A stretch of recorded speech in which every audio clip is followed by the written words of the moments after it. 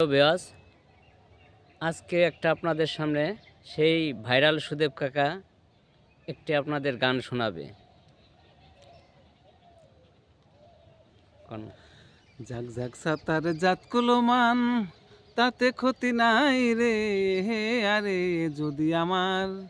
যদি আমার প্রাণ বন্ধুরে পায় কুলের বড়াই যারা করে হায় রে কুল নিয়া থাকা তারা রে আমি কুল ধুইয়া কি জল খাইব রে আমার কুলের মুখে ছাই রে আরে যদি আমার প্রাণ বন্ধুরে পায়